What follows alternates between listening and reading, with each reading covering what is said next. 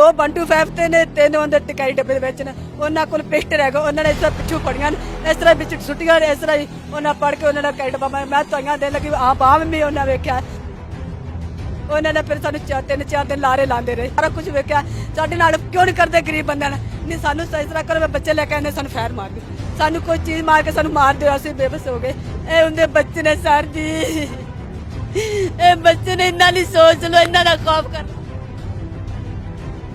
ਸਾਨੂੰ ਧਮਕੀਆਂ ਮਾਰਦੀਆਂ ਲਾਉਂਦੇ ਨੇ ਸਾਨੂੰ ਕਹਿੰਦੇ ਤੇਰੇ ਬੱਚੇ ਹੀ ਮਾਰ ਦੇਣਗੇ ਜੇ ਤੁਹਾਨੂੰ ਪਰਚਾ ਤੁਸੀਂ ਪਰਚਾ ਚੁੱਕੋ ਅਸੀਂ ਸਾਹਿਬ ਜੀ ਕਿਸ ਤਰ੍ਹਾਂ ਪਰਚਾ ਚੁੱਕੀ ਹੈ ਸਾਡੀਆਂ ਬੱਚੀਆਂ ਗਾਇਬ ਕੀਤੀਆਂ ਉਹਨਾਂ ਨੇ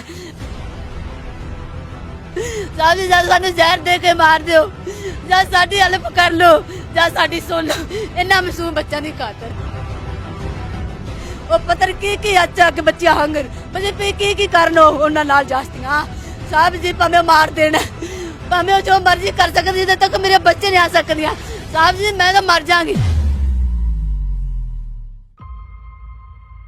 अस्सलामुअलैकुम नाज़रीन, मैं हूं एडी मलिक और मैं इस वक्त सुंदर में मौजूद हूं और मेरे साथ जो ख़तून है आप इन्हें रोते हुए भी देख सकते हैं। ये अपनी बेटी के साथ बल्कि एक नहीं बल्कि दो बेटियों के साथ ये लाहौर जाती है और वहाँ पर ये बेनज़ीर इनकम सपोर्ट प्रोग्राम के जो पैसे गरीबों को मिलते हैं वो लेने के लिए जब उस सेंटर में जाती है तो वहाँ पर जो मौजूद अमला होता है वो इन्हें कहता है कि जी आपके बीबी पैसे नहीं आए और जो इनके साथ इनकी बेटी होती है उनको वो कहते हैं कि जी आपका कोई कोड लगा हुआ है जिस वजह से अभी आपको पैसे नहीं मिल सकते तो आप लिहाजा वापस चले जाएं। ये जब वहाँ से वापस अपने घर के लिए निकलते हैं तो रिक्शे पर सवार होते हैं और ठोकर न्याज बेग पर जाकर जब रिक्शे से उतरते हैं तो कुछ लोग जो असले से लेस होते हैं वो गाड़ी पर आते हैं और इनकी दो बेटियों और बच्चों को वो ज़बरदस्ती उठाकर अपनी गाड़ी में बिठा लेते हैं। बाकी का मामला जो है वो इनसे जानते हैं। अम्मा जी मैं तुसी दसो कि यह सारा की वाकया है जी? ਸਾਹਿਬ ਜੀ ਅਸੀਂ ਗਏ ਆ ਤੂੰ ਸੁੰਦਰੋਂ ਬੇਨ ਜੀ ਦੇ ਪੈਸੇ ਨਹੀਂ ਜਿਹੜੇ ਮਿਲਦੇ ਅਸੀਂ ਬੇਨ ਜੀ ਦੇ ਪੈਸੇ ਲੈ ਮੇਰੀ ਵੱਡੀ ਬੇਟੀ ਨੂੰ ਵੀ ਮਿਲਦੇ ਆ ਛੋਟੀ ਬੇਟੀ ਅਸੀਂ ਤਾਂ ਲੱਗੇ ਮੈਂ ਕਿਹਾ ਪੈਸੇ ਬੀਣ ਜਿਹੜੇ ਮਿਲ ਗਏ ਨਾ ਤੇ ਆਪਾਂ ਕੋਈ ਜੁੱਤੀਆਂ ਬੱਚਿਆਂ ਦੇ ਸਵੇਰ ਨਮਾਜ਼ ਪੜ੍ਹਨ ਨੂੰ ਨਿਕਲਦੇ ਨੇ ਬੱਚੇ ਪੜ੍ਹਨ ਨੂੰ ਸਪਾਰਾ ਨਿਕਲਦੇ ਨੇ ਆਪਾਂ ਆਂਦੇ ਮੇਰੇ ਕੱਪੜੇ ਲਿਆਵਾਂਗੇ ਮੈਂ ਤਿੰਨੇ ਮਾਵਾਂ ਧੀਆਂ ਚੱਲਦੀਆਂ ਕਹਿੰਦੀ ਅੰਮੀ ਚਲੋ ਅਸੀਂ ਉੱਤੇ ਗਈਆਂ ਜਦੋਂ ਨਾ ਚੁੰਗੀ ਨਹੀਂ ਮਲਤਾਨ ਚੁੰਗੀ ਉੱਥੇ ਅਸੀਂ ਕਾਰਡ ਚੈੱਕ ਕਰਾਏ ਨੇ ਮੈਨੂੰ ਕਹਿੰਦੇ ਬੀਬੀ ਤੇਰੇ ਬੰਦ ਹੋ ਗਏ ਹੈਗੇ ਤੇ ਨਹੀਂ ਮਿਲਨੇ। ਵੱਡੀ ਬੇਟੀ ਜਿਹੜੀ ਪ੍ਰਵੀਨ ਉਹਨੂੰ ਕਹਿੰਦੇ ਹੈਗੇ ਤੇਰਾ ਪਿੰਨ ਕੋਡ ਲੱਗਿਆ ਪੈਸੇ ਨਹੀਂ ਆਇਆ ਪੈਸੇ ਆ ਗਏ 9000 ਰੁਪਇਆ ਤੇ ਤੇਰਾ ਪਿੰਨ ਕੋਡ ਲੱਗਿਆ ਤੈਨੂੰ ਪੈਸੇ ਨਹੀਂ ਮਿਲਨੇ ਪਿੰਨ ਕੋਡ ਖਿਲਾ ਅਸੀਂ ਉੱਤੇ ਬੈਠੇ ਚਮਚੀ ਰਕਸੇ ਦੇ ਵਿੱਚ ਚਮਚੀ ਰੱਖਦੇ ਜਾ ਨਿਆਜ਼ ਵੇਖ ਠੋਕ ਸਟਾਫ ਤੇ ਅਸੀਂ ਆਏ ਆ ਨਾ ਇੱਕ ਉਹਨਾਂ ਕੋਲ ਚਿੱਟੇ ਰੰਗ ਦਾ ਕੈਰੀ ਡੱਬਾ ਹੈ 125 ਉਹਨਾਂ ਕੋਲ ਦੋ 125 ਤੇ ਨੇ ਤਿੰਨ ਉਹਦੇ ਟਿਕਾਈ ਡੱਬੇ ਦੇ ਵਿੱਚ ਨੇ ਉਹਨਾਂ ਕੋਲ ਪਿਸਟਲ ਹੈਗਾ ਉਹਨਾਂ ਨੇ ਇਸ ਤਰ੍ਹਾਂ ਪਿੱਛੋਂ ਫੜੀਆਂ ਇਸ ਤਰ੍ਹਾਂ ਵਿੱਚ ਸੁੱਟੀਆਂ ਇਸ ਤਰ੍ਹਾਂ ਹੀ ਉਹਨਾਂ ਪੜ ਕੇ ਉਹਨਾਂ ਦਾ ਕੈਰੀ ਡੱਬਾ ਮੈਂ ਤਾਈਆਂ ਦੇ ਲੱਗੀ ਆ ਬਾਹਮ ਵੀ ਉਹਨਾਂ ਵੇਖਿਆ ਉਹਨਾਂ ਕੋਲ ਅਸਲੀ ਬਾਹਮ ਵੀ ਡਰ ਜਾਂਦੇ ਸਾਹਿਬ ਜੀ ਜਿਹੜੇ ਅਸਲੇ ਕੇ ਕੋਈ ਕਿਸੇ ਦਾ ਜ਼ੋਰ ਨਹੀਂ ਹੈ ਉਹ ਵੀ ਡਰ ਕੇ ਮੈਂ ਤਾਈਆਂ ਦੇ ਮੈਂ ਬੇਹੋਸ਼ ਹੋ ਕੇ ਡਿੱਗ ਗਈ ਉਹ ਤੇ ਉਹਨੇ ਜਿਹੜੇ ਚਲਾਨ ਕੱਟਦੇ ਨੇ ਉਹ ਚਲਾਨ ਕੱਟ ਉਹਨਾਂ ਅੱਗੇ ਮੈਂ ਹੱਥ ਬੰਦੇ ਜਾ ਕੇ ਸਾਹਿਬ ਜੀ ਮੇਰੀ ਹੈਲਪ ਕਰੋ ਮੇਰੀਆਂ ਬੱਚੀਆਂ ਚੁੱਕ ਲੀਆਂ ਤੁਹਾਡੀ ਮਿਹਰਬਾਨੀ 125 ਤੇ ਕਾਲ ਕਰੋ ਉਹਨਾਂ ਨੇ ਕਾਲ ਕਰਵਾਈ 125 ਤੇ परले हंजरवाल की पुलिस आ गई उधरली पुलिस आ गई डोरो फिनल भी आ गए उन्होंने आके वाकया वेखा सारा सबूत उन्होंने सब जी वेख्या फिर उन्होंने सानू आखिर तुम ठाणे आना असी ठाणे चले गए जो ठाणे चले गए उन्होंने आख्या आख्या भी साहब जी साडा है उन्होंने फिर सानू 3-4 दिन लारे लाते रहे फिर असी उत्ते अपील की 125 का काला किया बड़े बड़े अफसर आ गए असी काला किया रोए ਜਦੋਂ ਤੁਹਾਡੀ ਬੱਚਿਆਂ ਨੂੰ ਅਗਵਾ ਕਰਕੇ ਲੈ ਗਏ ਸੀ ਤੁਸੀਂ ਕਾਲ ਵੀ ਕੀਤੀ ਪੁਲਿਸ ਵੀ ਆਈ ਲੇਕਿਨ ਕਿਸੇ ਨੇ ਤੁਹਾਡੀ ਕੋਈ ਦਾਦ ਰਸੀ ਨਹੀਂ ਕੀਤੀ? ਨਹੀਂ ਉਦੋਂ ਨਹੀਂ ਕੀਤੀ ਸੀ ਉਦੋਂ ਸਰ ਨਹੀਂ ਕੀਤੀ ਸੀ ਉਸ ਤੋਂ ਬਾਅਦ ਜਦੋਂ ਅਸੀਂ ਫਿਰ 125 ਤੇ ਕਾਲ ਕੀਤਾ ਸਾਹਿਬ ਜੀ ਤੁਸੀਂ ਮੌਕਾ ਵੇਖਿਆ ਸਾਰਾ ਕੁਝ ਵੇਖਿਆ ਸਾਡੇ ਨਾਲ ਕਿਉਂ ਨਹੀਂ ਕਰਦੇ ਗਰੀਬ ਬੰਦਿਆਂ ਨਾਲ ਨਹੀਂ ਸਾਨੂੰ ਇਸ ਤਰ੍ਹਾਂ ਕਰੋ ਬੱਚੇ ਲੈ ਕੇ ਆਉਂਦੇ ਸਾਨੂੰ ਫੈਰ ਮਾਰ ਦਿਓ ਸਾਨੂੰ ਕੋਈ ਚੀਜ਼ ਮਾਰ ਕੇ ਸਾਨੂੰ ਮਾਰ ਦਿਓ ਅਸੀਂ ਬੇਬਸ ਹੋ ਗਏ। ਉਹਨਾਂ ਨੇ ਫਿਰ ਆਪ ਰਾਤ ਨੂੰ ਸਾਨੂੰ ਫੋਨ ਕੀਤਾ ਉਹਨੇ ਆਖਿਆ ਬੀਬੀ ਜੀ ਤੁਹਾਡਾ ਪਰਚਾ ਕੱਟਿਆ ਗਿਆ 4-5 ਦਿਨਾਂ ਬਾਅਦ ਉਹ ਵੀ ਕੁੱਤੂ ਆਰਡਰ ਆਏ ਤੇ ਪਤਾ ਨਹੀਂ ਪਰਚਾ ਕੱਟਿਆ ਨਹੀਂ ਸਾਨੂੰ ਤਾਂ ਧਮਕੀਆਂ ਮਾਰਦੇ ਸੀ ਧਮਕੀਆਂ ਮਾਰ ਕੇ ਸਾਨੂੰ ਭਜਾ ਦਿੰਦੇ ਸੀ 8 ਵਜੇ ਜਾਂਦੇ ਸੀ ਰਾਤ ਨੂੰ 10-11 ਵਜੇ ਥਾਣੇ ਆਉਂਦੇ ਸੀ ਸਾਡੀ ਕੋਈ ਨਹੀਂ ਸੁਣਦਾ ਸੀ ਉਹ ਡਕੈਟ ਬੰਦੇ ਨੇ ਉਹ ਡਕੈਟੀਆਂ ਕਰਦੇ ਨੇ ਬੈਂਕ ਅਕਾਊਂਟ ਪਾੜਦੇ ਨੇ ਸੌਦੀਆ ਜਾਂਦਾ ਸੌਦੀਆ ਬੈਂਕ ਅਕਾਊਂਟ ਪਾੜਦਾ। ਕੌਣ ਲੋਕ ਨੇ ਨਾਮ ਦਾ ਪਤਾ ਇਹਨਾਂ ਦਾ ਕਿ ਕੌਣ ਲੋਕ ਹੈਗੇ ਨੇ? ਇਹ ਇੱਥੇ ਰਹਿੰਦੇ ਚਿਸ਼ਤੀਆ ਕਾਨੂੰਨੀ ਚ ਉਹਨਾਂ ਨੇ ਨਾਮ ਹੈਗਾ ਉਹਨਾਂ ਦਾ? ਇੱਕ ਯਾਸੀਨ ਉਰਫ ਜੀਰਾ ਇੱਕ ਦੇ ਨਾਮ ਫੈਸਲ ਹੈ ਇੱਕ ਦੇ ਨਾਮ ਮੁਹੰਮਦ ਸਕੂਰ ਹੈਗਾ ਉਹ ਸਕੂਰ ਹੈ ਜਿਹੜਾ ਸੌਦੀਆ ਅਕਾਊਂਟ ਪਾੜਦਾ। ਇਹ ਤੁਹਾਡੀਆਂ ਬੱਚੀਆਂ ਨੂੰ ਇਸ ਲਈ ਅਗਵਾ ਕਰਕੇ ਲੈ ਗਏ ਨੇ ਕਿ ਤਾਂ ਕਿ ਅਸੀਂ ਇਹਨਾਂ ਦੇ ਨਾਲ ਗਲਤ ਕੰਮ ਕਰੀਏ? ਇਹ ਜਾਸਤੀ ਦਾ ਇਹੀ ਕਰਨ ਦੇ ਨੇ ਜਾਸਤੀ ਕਰਨ ਅੱਗੇ ਸਾਹਿਬ ਜੀ ਜਾਸਤੀ ਕਰਨ ਦੇ ਨੇ ਇਸ ਤੋਂ ਵੱਡੀ ਜਾਸਤੀ ਕਿਹੜੀ ਹੈ ਜਿਹੜਾ ਜਿਹੜਾ ਸਾਡੀ ਸੁਣਦਾ, ਸਾਡੀ ਨਵਾਜ਼ ਸ਼ਰੀਫ, ਸ਼ਬਾਜ਼ ਸ਼ਰੀਫ, ਜਿਹੜੇ ਜਿਹੜੇ ਵੱਡੇ ਵੱਡੇ ਅਫਸਰ ਸੁਣਦੇ ਨੇ, ਉਹਨਾਂ ਅੱਗੇ ਸਾਡਾ ਵਾਸਤਾ ਹੈ। ਹੁਣ ਤੁਹਾਡਾ ਪਰਚਾ ਹੋ ਗਿਆ ਸੀ?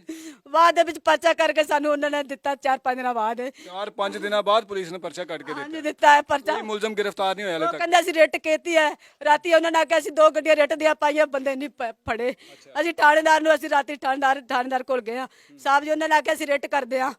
ਸਾਨੂੰ ਨਹੀਂ ਲੈ ਕੇ ਗਏ, ਰਿਟ ਕੀਤੀ, ਕਹਿੰਦੇ ਅਸੀਂ 2 ਗੱਡੀਆਂ ਪਾਈਆਂ, ਪੁਲਿਸ ਦੀਆਂ ਕਹਿੰਦੇ ਨਹੀਂ ਭੱਜੇ ਆ, ਪਰ ਫਿਰਦੇ ਨਹੀਂ ਆਤਾ। ਪਤਾ ਹੈ ਕਿ ਪੁਲਿਸ ਵਾਕਿਆ ਫੜਨ ਗਈ ਸੀ ਮੁਲਜ਼ਮਾਂ ਪਤਾ ਨੂੰ? ਨਹੀਂ, ਸਾਨੂੰ ਨਹੀਂ ਪਤਾ ਸਾਹਿਬ ਜੀ, ਪੁਲਿਸ ਨੇ ਆਖਿਆ ਸਾਨੂੰ। ਸਾਡੇ ਸਾਨੂੰ ਨਹੀਂ ਪਤਾ ਹੈਗਾ, ਸਾਨੂੰ ਪੁਲਿਸ ਨੇ ਆਖਿਆ ਵੀ ਅਸੀਂ ਰਾਤੀ 2 ਦਫਾ ਰਿਟ ਕੀਤੀ। ਅਸੀਂ ਉਹਨਾਂ ਨੇ ਆਖਿਆ ਵੀ ਸਾਡੀ ਜਾਨ ਨੂੰ ਖਤਰਾ, ਅਸੀਂ ਜੀਓ ਲੈ ਆਂਦੇ। ਅਸੀਂ ਜੇ ਤੱਕ ਆਪਣੀ ਮੀਡੀਆ ਦੇ ਨਾਲ ਚੜੇ, ਸਾਹਿਬ ਜੀ ਸਾਡਾ ਕੋਈ ਨਹੀਂ ਹੈਲਪ ਕਰਦਾ, ਕੋਈ ਨਹੀਂ ਸੁਣਦਾ। ਤੁਹਾਡੀਆਂ ਜਿਹੜੀਆਂ ਬੱਚੀਆਂ ਅਗਵਾ ਕਰਕੇ ਲੈ ਗਏ ਉਹਨਾਂ ਦੀ ਉਮਰਾਂ ਕਿੰਨੀਆਂ ਹੈਗੀਆਂ ਨੇ? ਇੱਕ ਹੈਗੀ 27-28 ਸਾਲ ਦੀ ਪ੍ਰਵੀਨ, ਵੱਡੀ। ਛੋਟੀ ਨਸਰੀਨ 15-16 ਸਾਲ ਦੀ ਹੈ। ਪ੍ਰਵੀਨ ਦੇ ਇਹ ਸਰ ਦੀ 3 ਬੱਚੇ ਨੇ, ਇੱਕ ਇਹ ਬੱਚਾ ਵੱਡੀ ਬੱਚੀ ਦੇ ਬੱਚੇ ਹੈਗੇ ਨੇ? ਹਾਂ, ਵੱਡੀ ਬੱਚੀ ਦੇ ਬੱਚੇ ਨੇ। ਇੱਕ ਮੁਹੰਮਦ ਸਫਾਕ ਉਹਦੇ ਕੁੱਛੜ ਚ ਹੈਗਾ 4 ਸਾਲ ਦਾ। ਇਹ ਆਲੀਆ, ਇਹ ਮੁਹੰਮਦ ਅਲੀ ਰਜ਼ਾ, ਇਹ ਉਹਦੇ ਬੱਚੇ ਨੇ ਸਰ ਜੀ। ਇਹ ਬੱਚੇ ਨੇ, ਇੰਨਾ ਨਹੀਂ ਸੋਚ ਲਓ, ਇੰਨਾ ਦਾ ਖੌਫ ਕਰ ਲਓ।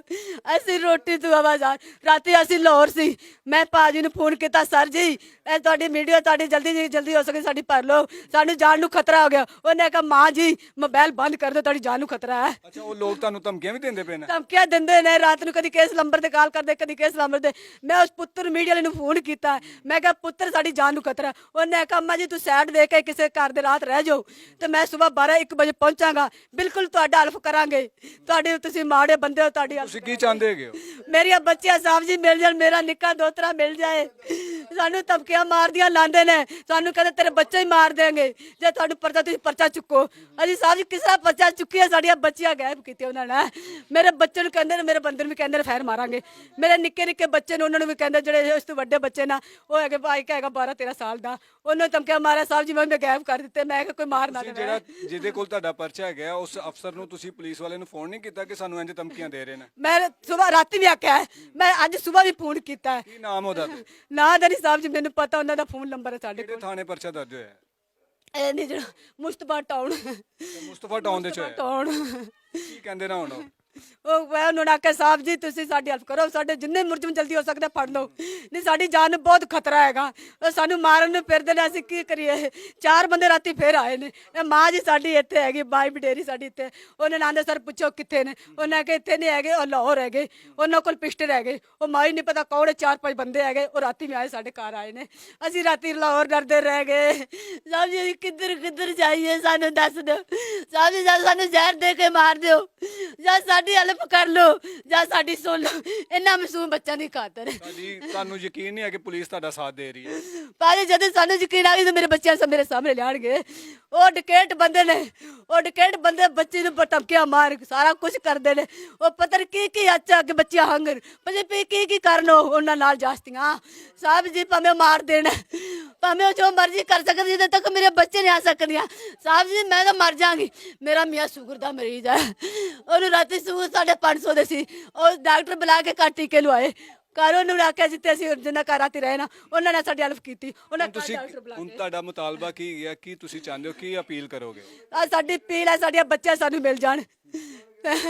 ਜੋ ਸਾਡੇ ਪਿੱਛੇ ਲੱਗੇ ਫਿਰਦੇ ਨੇ ਸਾਨੂੰ ਮਾਰਨ ਵਾਸਤੇ, ਧਮਕੀਆਂ ਦਿੰਦੇ ਨੇ, ਉਹ ਜਲਦੀ ਤੋਂ ਜਲਦੀ गिरफ्तार हो जाना है। जिन्ने जल्दी हो सकते बंदे गिरफ्तार होने पड़े जाने।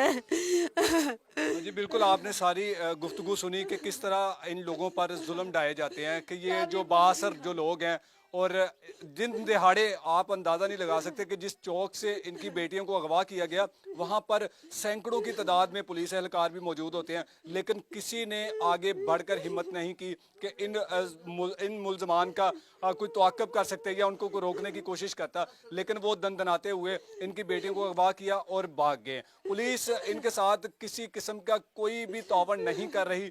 मीडिया पर जब ये खबर हाईलाइट हुई तो पुलिस ने हरकत की और एक सादा से कागज़ पर इनकी तहरीर को नोट किया और मुकदमा दर्ज करके इनको तसल्ली दे दी कि अब हम आपके मुलजमान को गिरफ्तार करेंगे। अब देखना यह है कि मुलजमान कब गिरफ्तार होंगे और इनकी बेटियां बाजियाब होंगी या नहीं होंगी। इसी के साथ मुझे दीजिए इजाज़त। अल्लाह निगहबान।